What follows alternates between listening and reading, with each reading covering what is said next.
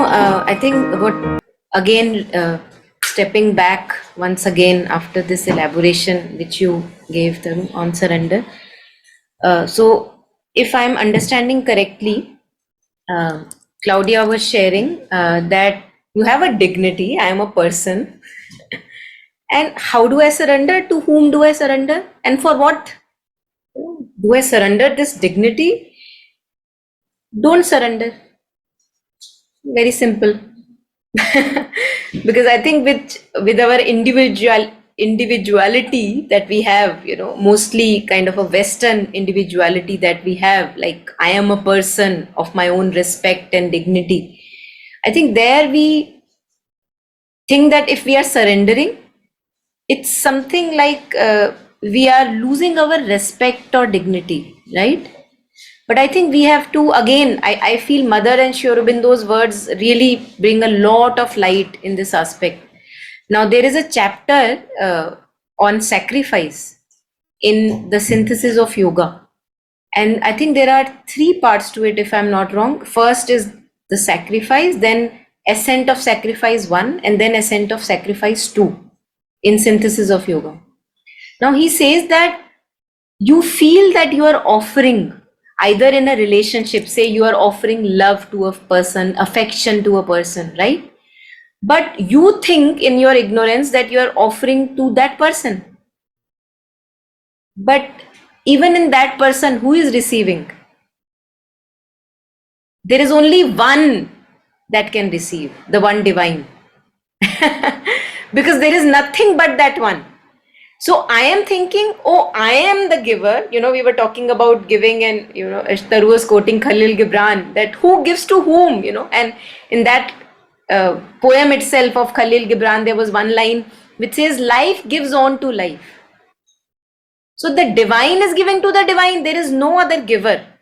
I think there it elevates the consciousness so much when we read these words by Sri Aurobindo, that, oh my God, I thought I was the giver and there was some taker.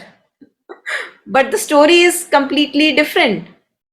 That there is the divine who is the giver in me and the divine who is the receiver in the other person. Now the aspect of surrender, which, there was elaborating upon, another angle, on it is that surrender to whom? Surrender to my own self, obviously, because there is nothing but that self. And when I actually surrender or bow down to this higher, which you were reflecting upon, I am then identifying with the higher. So I am actually not losing respect. I am even elevating my own consciousness. Yes, I may be dissolving that person who I think I am, but can't I see that after dissolution, if that happens fully, I am identified with the Supreme. Is that not enough? Is that not enough? But again, since in our ignorance, we feel that a t-shirt costing 5,000 rupees is much more important than the Supreme. And that's why we don't have time for the divine, but we may have time for shopping, because it's all in our ignorance that we do that. So that's why we don't know what is the divine, who is the higher intelligence, to whom I am offering, and hence the delusion that why should I offer? Why should I remember? Why should I surrender?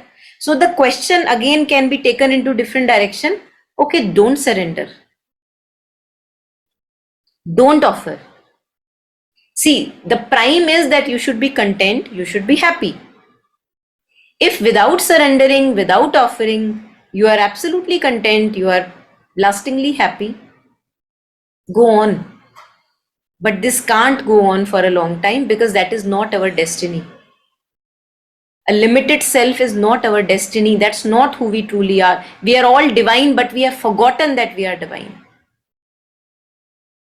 So an ego which is not yet surrendering and saying, no, I don't believe in anything higher and I don't want to surrender. We don't have to force that ego to surrender. Let it be. And that would be the path, as Sri Aurobindo says, through our stumblings, the world is perfected.